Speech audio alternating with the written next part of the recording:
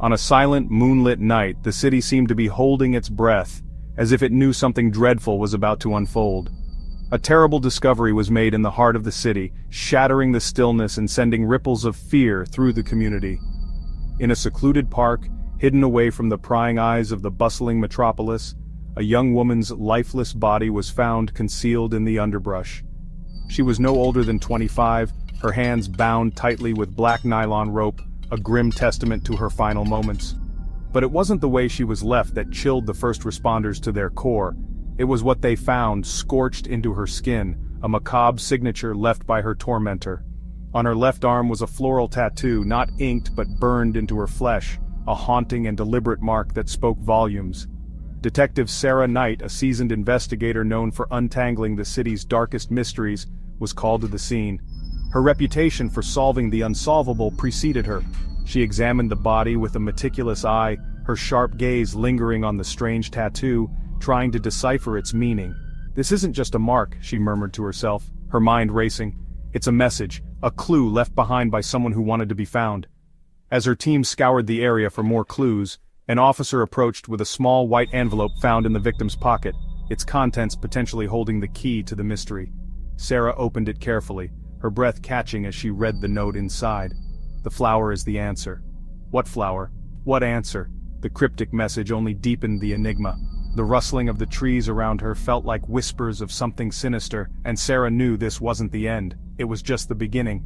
The night held its secrets tightly, but Sarah was determined to unravel them, no matter where the dark path might lead. Days later, on a stormy night, another body turned up. The rain poured down in relentless sheets, and the wind howled through the city streets, creating an eerie symphony of nature's fury. The storm seemed almost symbolic, as if the heavens themselves were mourning the loss of another soul. This time, it was Tan Parker, a 32-year-old real estate tycoon. Known for his sharp business acumen and lavish lifestyle, Tan was a prominent figure in the city's elite circles. His sudden and violent death sent shockwaves through the community. Found dead in his luxury penthouse, his white shirt was soaked with blood from a deep gash across his neck. The penthouse, usually a symbol of opulence and success, now stood as a grim reminder of the fragility of life. The crime scene was meticulously examined, but the brutality of the act overshadowed the luxury of the surroundings. But what froze Sarah in her tracks wasn't the gruesome wound, it was the floral tattoo burned onto his neck. The intricate design was unmistakable, a chilling signature left by the killer. It was a mark that connected this murder to the previous one, a clue that could not be ignored. It was the same intricate design as the first victim. The realization hit Sarah like a ton of bricks. The killer was sending a message, a twisted form of communication that only she could decipher. The pattern was becoming clearer, but the motive remained shrouded in mystery.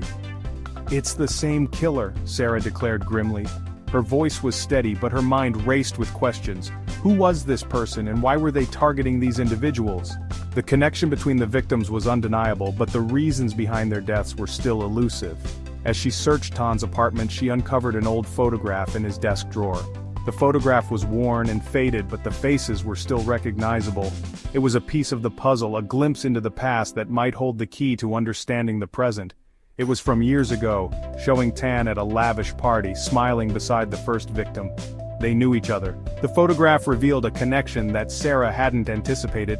The two victims were not just random targets, they shared a history, a bond that might have led to their untimely deaths. But why were they killed? The question lingered in the air, heavy with uncertainty. Sarah's mind raced as she tried to piece together the fragments of information. The motive was still unclear, but the killer's message was becoming increasingly ominous. Before she could process this revelation, another officer handed her a second envelope, found in Tan's coat. The envelope was sealed and bore no markings, adding to the mystery. Sarah's hands trembled slightly as she opened it, bracing herself for what she might find inside.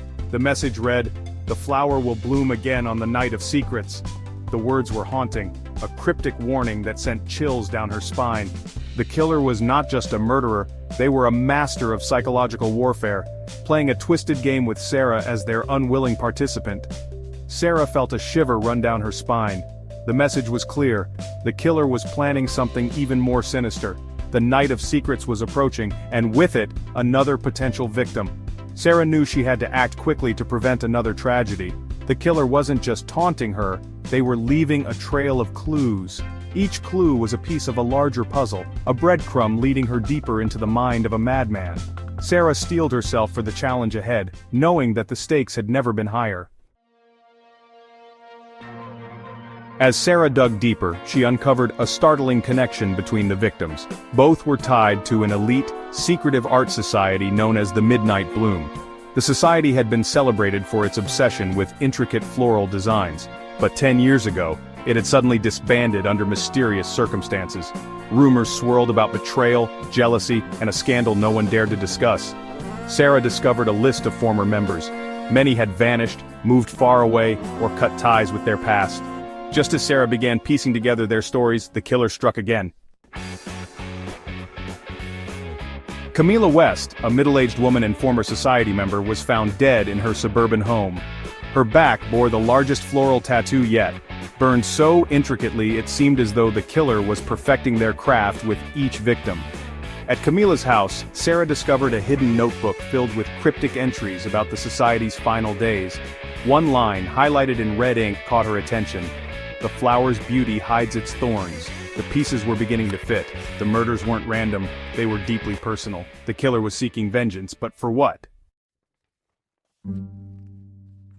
The investigation led Sarah to Alex Nolan, a once renowned artist whose name had faded into obscurity over the years. He was the only known surviving member of the Midnight Bloom, a secretive group of artists who had mysteriously disbanded decades ago. Alex had lived in isolation for years, his reputation tarnished by scandal and whispers of madness. His life was shrouded in despair, a shadow of his former self. When Sarah visited his home, she found the walls covered in paintings of flowers, but not the beautiful kind. These were dark, twisted, and eerie, each one more disturbing than the last. These were twisted, broken, tortured blooms, reflecting a deep agony that seemed to emanate from the very soul of the artist. "Everyone connected to this will pay," Alex muttered, his voice hollow and filled with a chilling resolve. His eyes were hollow and his arms bore scars, evidence of a troubled past that he could never escape. The scars on his arms told a story of pain and suffering, a silent testament to the battles he had fought within himself. Before Sarah could press him for answers, Alex became the killer's next victim, leaving her with more questions than answers. His body was discovered in his studio, slumped over an unfinished canvas, a tragic end to a tormented life. Burned into his back was yet another floral tattoo, a mark that seemed to connect all the victims in this twisted tale. Sarah realized that each tattoo was part of a larger design, a puzzle that she was determined to solve. She had the pieces, but the puzzle remained incomplete, a haunting mystery that demanded to be unraveled. With each clue, Sarah felt she was getting closer to the truth, but the shadows of the Midnight Bloom loomed large, hiding secrets that could change everything. Sarah laid out the evidence, piecing together the tattoos from all the victims. The final image sent a chill down her spine, a Doc Lamduan, a flower symbolizing sorrow and remembrance. Her search led her to an abandoned art gallery where the Midnight Bloom had once held its exhibitions. Inside, the walls were covered with faded paintings, but one stood out, a massive unfinished mural of the Doc Lamduan. Nearby, she found a hidden letter. It read, "Forgotten memories will bloom again." The truth became clear. The killer wasn't just murdering, they were creating a masterpiece. Each victim, each tattoo was part of a chilling tribute to the society's dark history. Only one name remained on the list: William Harris, a wealthy patron of the society and a man with secrets of his own. Sarah raced to William's mansion, but it was too late. The house was empty, signs of a violent struggle evident. On the wall, scrawled in red paint, was the killer's final message. "The game is nearing its end, but the truth has just begun." Sarah realized the killer was pulling her into their twisted narrative, forcing her to uncover the society's buried sins. But the final act was still to come. As Sarah delved deeper into the Midnight Bloom's history, she uncovered a recording of one of their last meetings. In it, members argued bitterly, accusing one another of betrayal. Over the chaos, a chilling voice whispered, "If the flower blooms, the truth will bleed." The story ends with Sarah standing in the darkened gallery. She senses she's being watched. From the shadows, a figure lurks, their face obscured. The final question hangs heavy in the air. Will Sarah uncover the truth before the killer finishes their masterpiece? To be continued.